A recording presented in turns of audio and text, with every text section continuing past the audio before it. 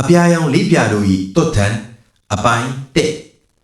မြို့ကြီးကဒန်ကြီးတက်နေတဲ့အစုကြီးတစ်ခုလိုပဲ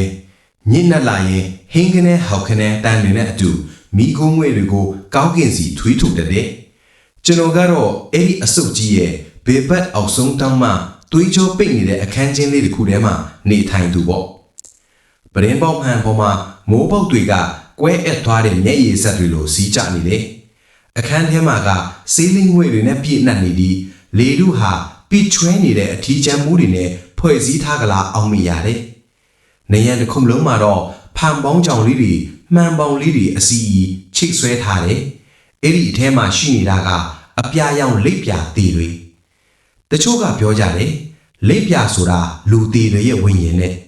တကယ်လို့အဲ့ဒါသာအမှန်ဆိုရင်ကျွန်တော်အခန်းဟာကဘာပေါ်မှာအလှပဆုံးနဲ့အကျေလောင်ဆုံးအော်ဟစ်ငိုယိုနေတဲ့သူ့တန်တစ်ခုဖြစ်နေလိမ့်မယ်ကျွန်တော်ကလိပ်ပြာတွေကိုဖမ်းဆီးတဲ့သူမဟုတ်ဘူးစုဆောင်းတဲ့သူပိုမှန်အောင်ပြောရရင်မှတ်ဉာဏ်တွေကိုထံမိုးနဲ့ရိုက်နှက်ပြီးနယံပေါ်မှာချိတ်ဆွဲထားတဲ့ယူးကြောင်ကြောင်ကြပြားစရာတညောက်ပါတာရာမင်းဝေဝိထုတွေထဲကလို့ဆေးလိတ်တလိတ်ကိုအဖျားကနေအရင်ထိပြာကျသွားတဲ့အထိစိုက်ကြည့်ရင်ဘဝရဲ့အတိတ်ပယ်မှုကိုရီဝေဝေတွေးတောတတ်သူလည်းဖြစ်ခြင်းဖြစ်မယ်ဒါမှမဟုတ်မင်းခိုက်စိုးစံရစက်ကောင်လေးလိုပဲကိုယ်တိုင်ဖန်တီးထားတဲ့ဝင်းကဘာထဲမှာကိုယ်တိုင်လမ်းပြောက်ပြီးမှန်ပြောင်းတဲ့လက်နဲ့ကိုကြောပင်ကိုပြန်ချောင်းကြည့်နေတဲ့စိတ်ဝေဒနာရှင်တယောက်လည်းဖြစ်နိုင်တယ်။မင်းကအရှိတရားကိုလက်မခံခြင်းနဲ့ငကြောက်တယောက်ပဲ။အဲ့ဒီအတန်ကအခန်းတောက်ကဓာတ်ဆက်ဟောင်းလေးစီကထွက်လာမဟုတ်ဘူး။ကျွန်တော်ခေါင်းထဲကနေပိုတိတိကျကျပြောရရင်ကျွန်တော်ရဲ့အသိစိတ်အောက်ခြေကနေပဲ့တင်ထပ်လာတဲ့အတန်ဟုတ်တယ် postmodern ခေတ်ကြီးထဲမှာအမှန်တရားဆိုတာကြည့်တဲ့ရှုထောင့်ပေါ်မူတည်ပြီးပြောင်းလဲနေတဲ့အရှိတွေပဲလေဘယ်အရာကအစ်စ်လဲကျွန်တော်အခုထိုင်နေတဲ့တစ်သားကလာထိုင်ကအစ်စ်လားဒါမှမဟုတ်စာဖတ်သူတင်ဖတ်နေတဲ့စာရွက်ပေါ်ကမြင်ဆက်တွေကအစ်စ်လားတခါတလေကျွန်တော်တွေးမိတယ်ကျွန်တော်ဟာတခြားတယောက်ရဲ့အိမ်မက်ထဲကစက်ကောင်တကောင်များဖြစ်နေမလားလို့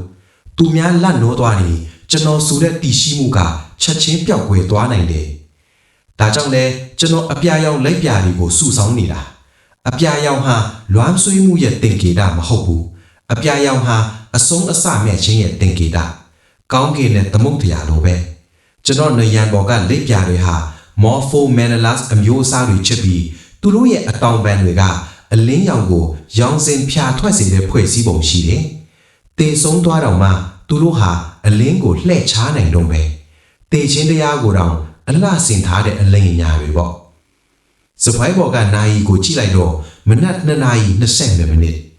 ဒီအချိန်ဆိုမြို့ကြီးကအိမ်မောကြနေလောက်ပြီ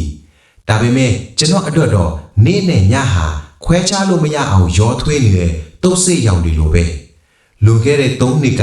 ညိုထွက်သွားခဲ့တာကစပြီးကျွန်တော်ရဲ့အချိန်ရန်တရားဟာရက်တန်းသွားခဲ့တယ်ညိုသူမဟာအပြာရောင်ဂါရုံလေးကိုအမြဲဝတ်ဆင်တတ်တယ်သူမရဲ့ရေတန်းတွေကကျွေပကန်းလုံးလေးတွေအချင်းချင်းထိခိုက်မိတဲ့အတန်မျိုးထွက်တယ်။ဒါပေမဲ့သူမကလက်တွေ့စမ်းလုံးနဲ့မိမတယောက်ပါ။ကျွန်တော်ကတော့စိတ်ကူးရင်အာကာသထဲမှာလွင်မျောနေတဲ့အာကာသယင်ကြီး။ဒီနေ့မှာတော့ညိုကကျွန်တော်ကိုကြည့်ပြီးပြောခဲ့တယ်။ရှင်ကလေအသက်ရှင်နေလေတေဆုံးနေတဲ့သူပဲ။ရှင်ရဲ့ကဘာကဒီအခန်းချင်းလေးနဲ့အဲ့ဒီလိပ်ပြာသေးတွေပဲ။ကျမကအသက်ရှူခြင်းနဲ့အဲ့ဒီနောက်ညိုကမိုးရီထဲကိုလမ်းလျှောက်ထွက်သွားခဲ့တယ်။ရုပ်ရှင်တွေထဲကလို့လှည့်ကြည့်တာမျိုးမရှိဘူး။တကယ်ကိုပျောက်ပင်ပျောက်ကွဲသွားတာ postmodern ဇာတ်လမ်းတစ်ပုဒ်လိုပဲအကြောင်းပြချက်ခိုင်မာမလို့မှုဇာတ်အတီးမိုင်မပါတဲ့ဝတ္ထုလိုတစ်ပုဒ်လိုဟာလာဟင်းလဲနဲ့ခြံရစ်ထဲတာ။အဲ့ဒီနေ့ကစပြီးကျွန်တော်ဟာညိုးနဲ့တူတဲ့အပြာရောင်လိပ်ပြာတွေကိုမျိုးစုံကမျက်မြင်အဘိုးကြီးတယောက်စီကနေဝယ်ယူစုဆောင်းခဲ့တာပဲ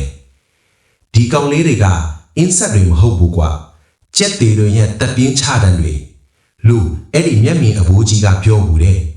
မျက်မြင်တယောက်ကအယောင်အစုံစုံလဲတဲ့လေးပြာတွေကိုရောင်းချနေတာကပဲလောကကြီးရဲ့ပျောင်မြောက်တဲ့ရေစရာဟာတာတခုမဟုတ်ဘူးလားကျွန်တော် secret ကိုဖိချေပြီးမီးတက်လိုက်တယ်အေးစက်နေတဲ့ကော်ဖီအကျွမ်းချမ်းကိုတကြိုက်မဲမှောက်လိုက်တယ်ကော်ဖီကခါတတ်တဲ့ဒန်ကြီးနဲ့နေငယ်ရနေတယ်အဲ့ဒီအချိန်မှာပဲထူးခြားတဲ့အတန်တစ်ခုကိုစတင်ကြားလိုက်ရတယ်တောက်တောက်တောက်တကားလာခေါ်ကမဟုတ်ဘူး ပရဲပေါက်ကိုမိုးပေါက်တွေရိုက်ခတ်တဲ့အတန်လည်းမဟုတ်ဘူးအတန်ကအခန်းရဲ့အတွင်းပိုင်းကနေလာတာတိတိကျကျပြောရရင်ကျွန်တော်ရဲ့အဝတ်ဘေးယူဟောင်းကြီးတွေကနေလာတယ်ကျွန်တော်ထိုင်ရာကနေဖြည်းဖြည်းချင်းထလိုက်တယ်